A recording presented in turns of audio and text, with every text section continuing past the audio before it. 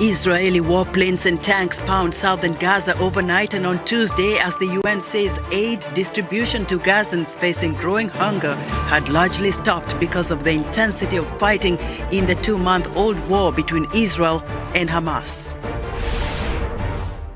Palestinian-American analyst Dana El-Koud says there's a lack of leadership in Palestine, where Palestinians view President Mahmoud Abbas as irrelevant and the Hamas militants as illegitimate. And in our health report, Loud Cloud Health says over 850 million people worldwide live with some type of kidney disease. We'll talk to Dr. Remigius Rugakingila, a urologist at Benjamin Mkapa Hospital in Dodoma, Tanzania. All this and much more coming up on today's Africa 54.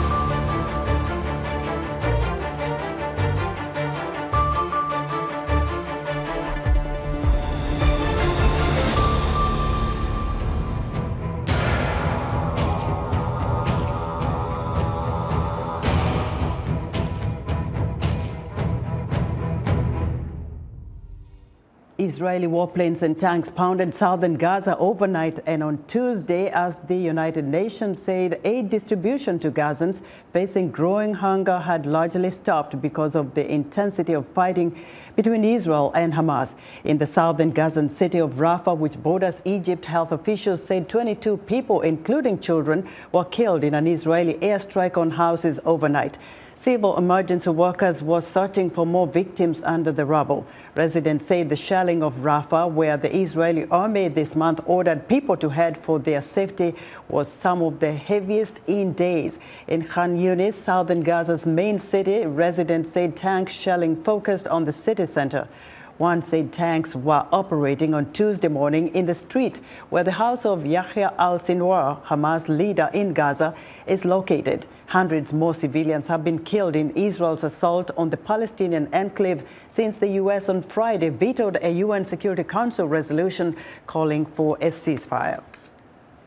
The UN General Assembly will hold an emergency meeting Tuesday to vote on a draft resolution demanding an immediate humanitarian ceasefire in Gaza. Riyad Mansour, the Palestinian ambassador to the UN, told the Associated Press that it's similar to a Security Council resolution the U.S. vetoed Friday.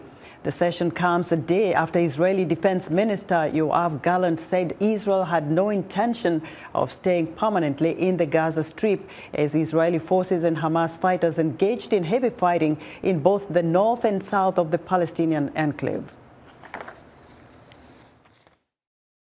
Israel will take any measures in order to destroy Hamas, but we have no intention to stay permanently in Gaza Strip. We only take care of our security and the security of our citizens alongside the borders with Gaza and elsewhere. Gallant would not give any time frame for the war's conclusion and said Israeli military activity could continue for months. The fighting has pushed an estimated 1.9 million people from their homes in Gaza, with many seeking shelter in the south in overcrowded facilities amid warnings of poor sanitary conditions and the threat of an increase in communicable diseases. The UN humanitarian agency said tens of thousands of people have arrived in Rafah during the past week. During that same time, Israel has expanded its war against Hamas militants further south, including its operations in Khan Yunis. Now, for the latest action from the United Nations Security Council on the Israel-Hamas war, I'm joined live from the UN headquarters in New York by VOA's UN correspondent Margaret Bishia. Hello, Margaret. Why has the United Nations General Assembly decided to vote today? Hi, Esther. Well, they are picking up where the Security Council failed on Friday. As you mentioned, the United States vetoed a resolution demanding a humanitarian ceasefire, an immediate one in Gaza.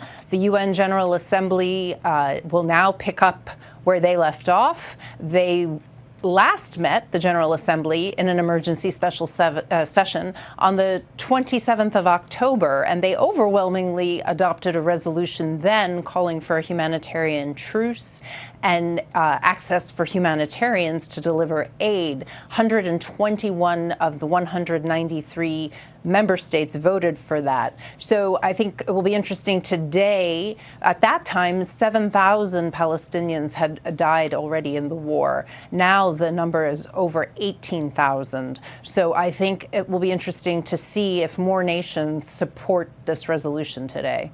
Margaret, the big question is, will this resolution change anything on the ground? That is the big question. And I think possibly it could help in the scaling up of humanitarian aid. Perhaps Israel will feel the international pressure if there's a strong support for this resolution, and perhaps let more aid in. You know, during the 1-week pause that was negotiated by Egypt and Qatar and the United States, a lot of aid got in, but since then it's dropped dramatically again. And in the last few days, you know, since Israel resumed the fighting in the south, particularly, there's only been about 100 aid trucks a day getting in through Rafah.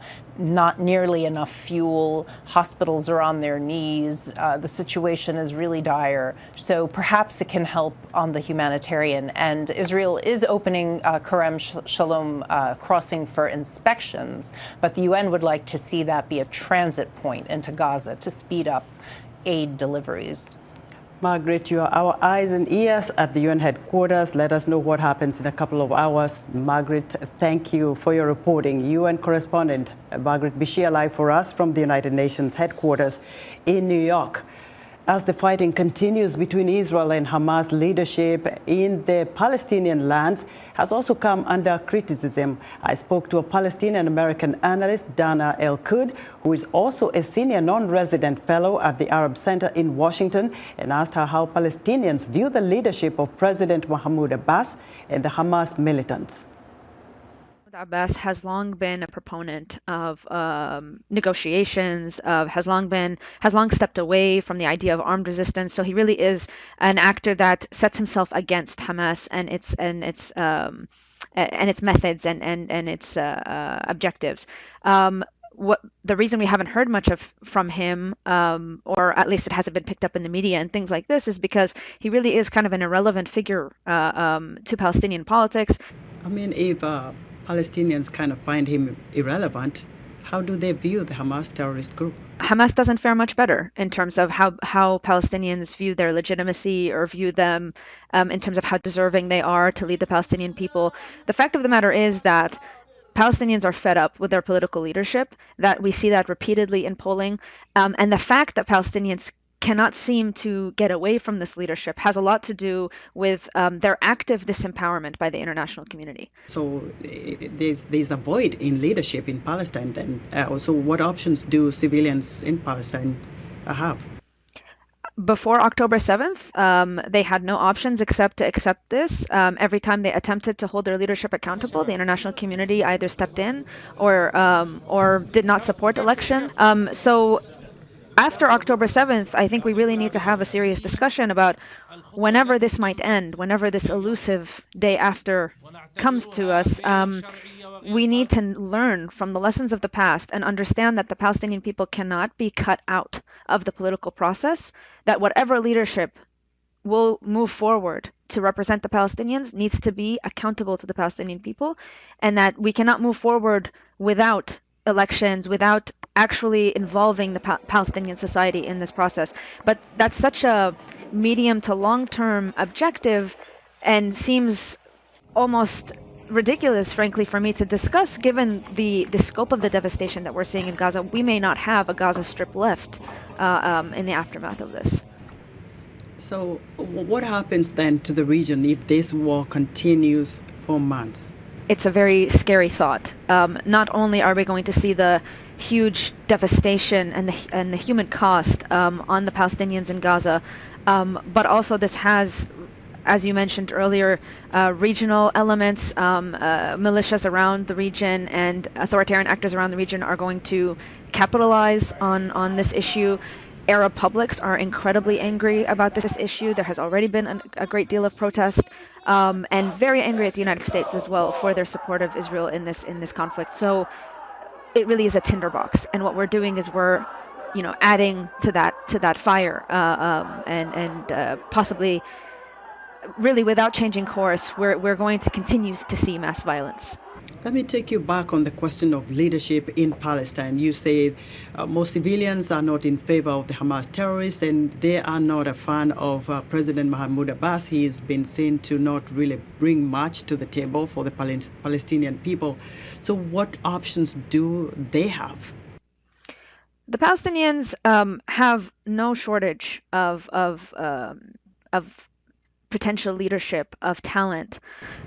We saw, for example, a youth movement that came about in 2021, جيل التجديد الديمقراطي, that wanted to run for the election in 2021 and before it was canceled, of course. So I don't doubt that there are other options for the Palestinian people. The problem is, again, they've never been allowed to actually pursue new leadership. The last meaningful elections that have been had were in 2006, where Hamas won a plurality in the parliament.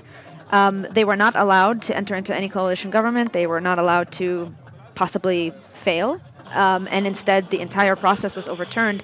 The international community's position has been since then never to allow the Palestinians to try to have democratic accountability again. I think that that's really a losing strategy. It's led us to the point we are now. That was Dana El-Koud, a Palestinian-American analyst and a senior non-resident fellow at the Arab Center in Washington.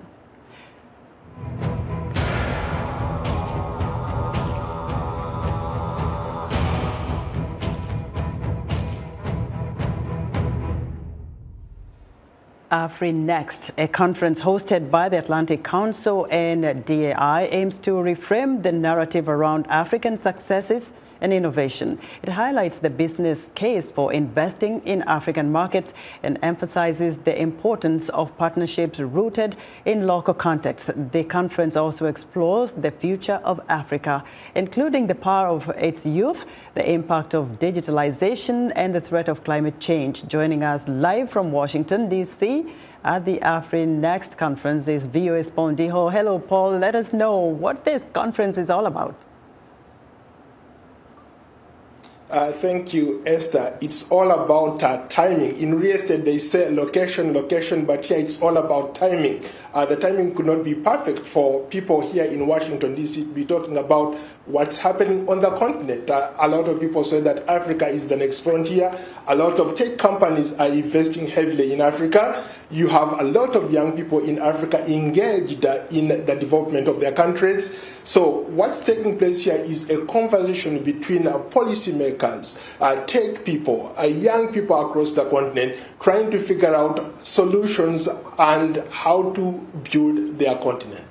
So, Paul, we know there are a couple of technologically developed, innovations in Africa. What are the experts saying, especially about technologies that are developed there? Say, for example, M-Pesa, Zipline that we've seen being used across Africa. Terrific question. The intellectual balance of power has been shifting in our favor. In fact, one of our colleagues, Jackson, hosted an event about digitalization in Africa and what that means for Africa.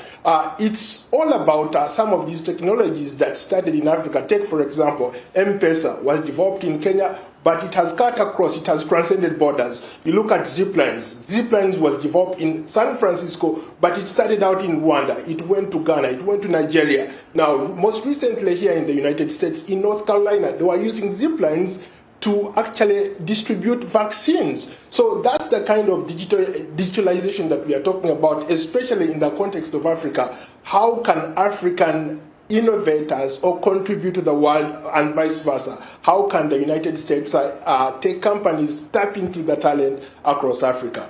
That's a good point, Paul. Are they tapping the youth of Africa into these United States institutions?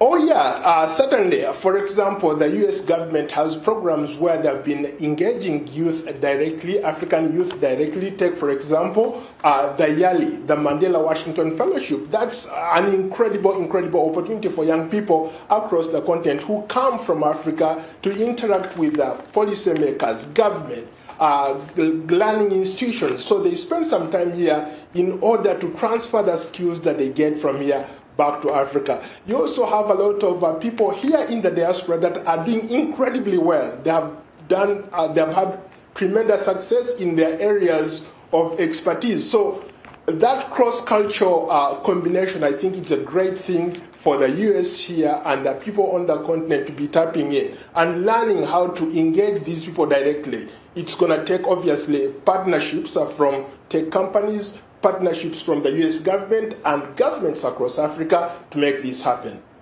Oh, you're one of those tech-savvy colleagues of ours. Thank you very much for your reporting. VOA's Paul Ndiho speaking to us from downtown Washington, D.C.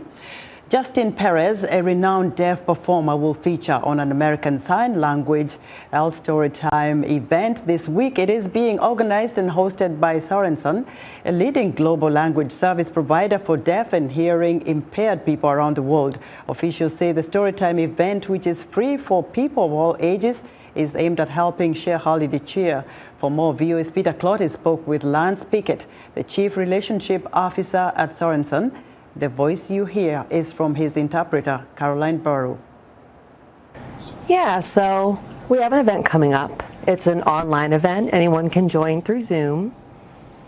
And we have a very well-known deaf performer whose name is Justin Perez. And he's just a phenomenal sign language storyteller. If you watch him, it's not just signing words like you're seeing me do right now. It's more like art. People who watch can really gain an understanding of what he's saying without even really knowing the full language. So it's very exciting to have him.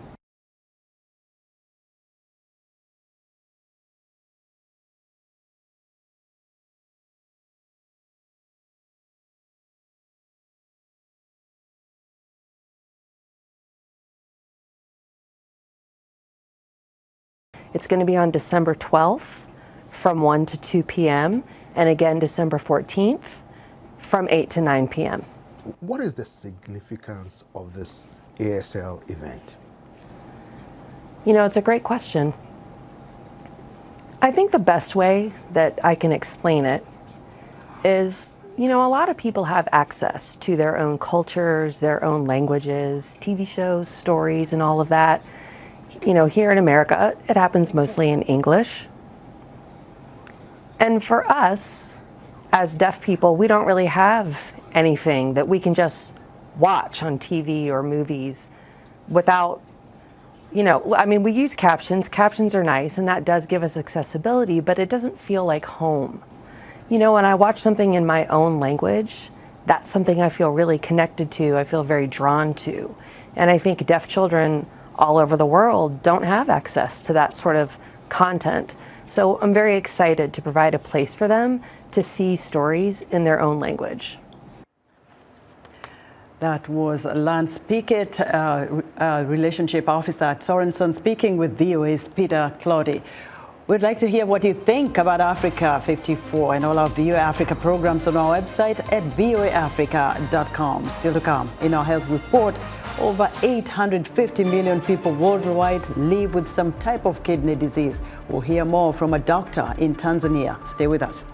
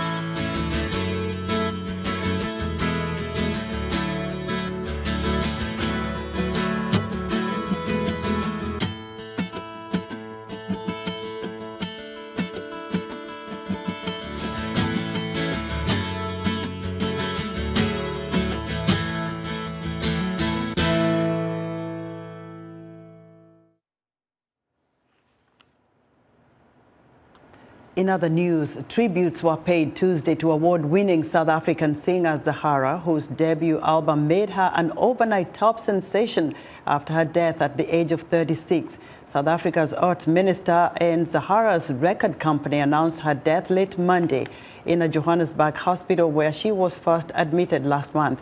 Born Bulelwa Mutukutkana to a poor family in a village near East London, Zahara became known for her trademark guitar and giant afro hairstyle.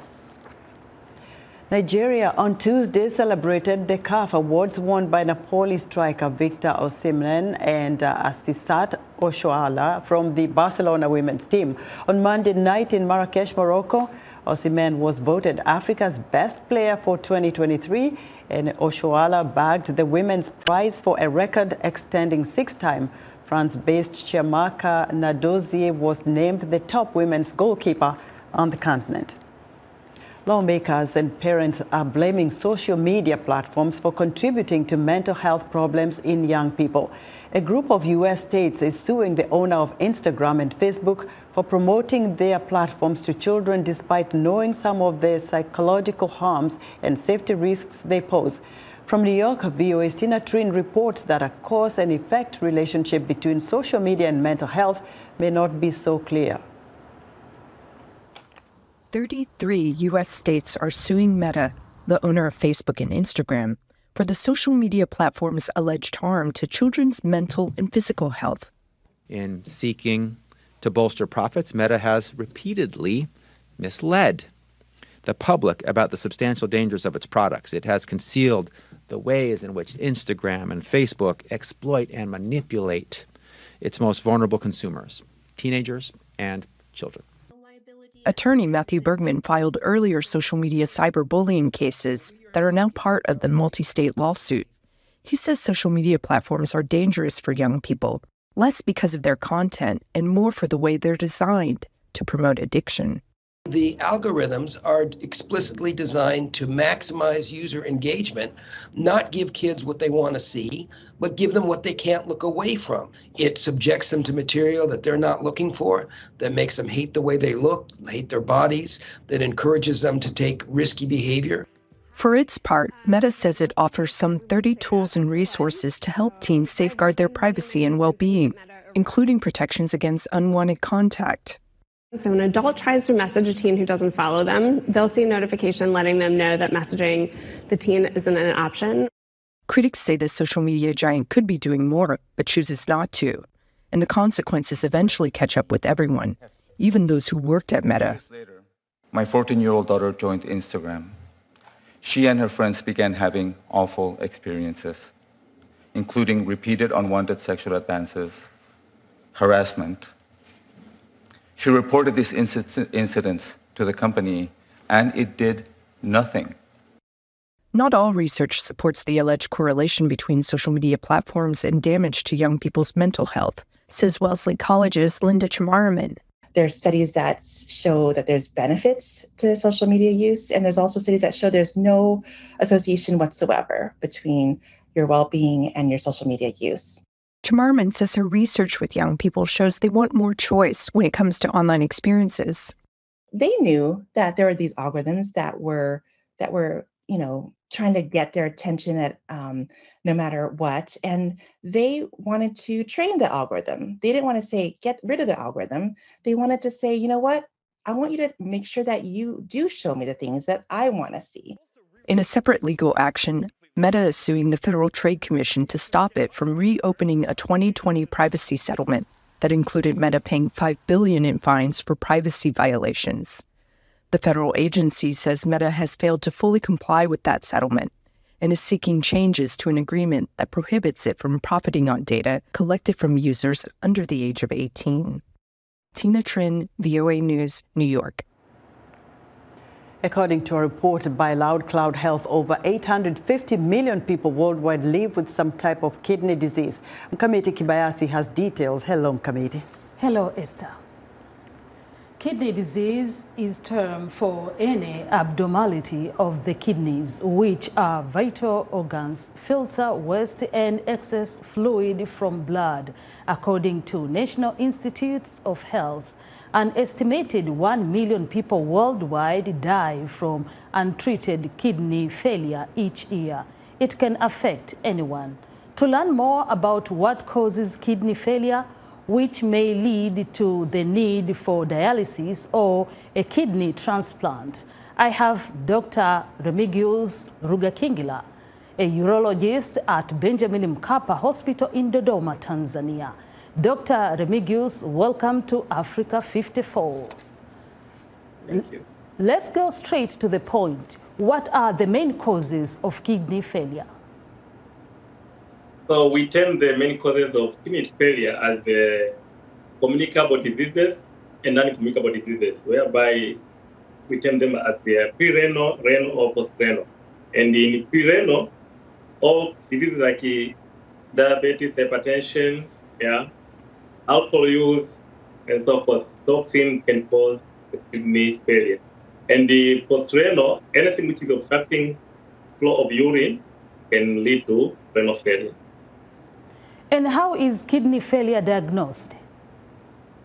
So it goes down to proper history taking, investigation, and examination, whereby in investigation we do blood tests and the other supportive investigations like ultrasound and the other investigation like the renal biopsy, CT scan, and so forth. So with the blood test, if you have high urea and creatinine, that can give us a clue that there's something which is happening in your kidney. Dr. Remy, how long can a person live with kidney failure? So it goes down also to if there's any intervention which has been done.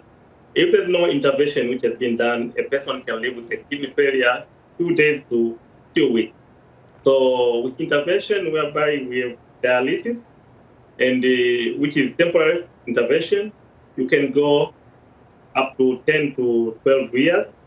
And with permanent renal replacement, whereby we do kidney transplant, you can go down to 20 years, 25 or 30.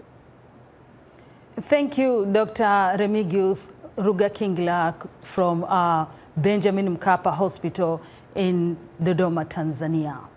Back to you, Esther. Thank you. Thank you very much, Mkamiti, for that informative interview with Dr. Rugakingila. Now, be sure to watch Mkamiti Kibayasi's health report every Tuesday right here on Africa 54. And that wraps up our show for today. Be sure to watch Africa 54 on our website at voaafrica.com. From all of us here in Washington, thank you for watching.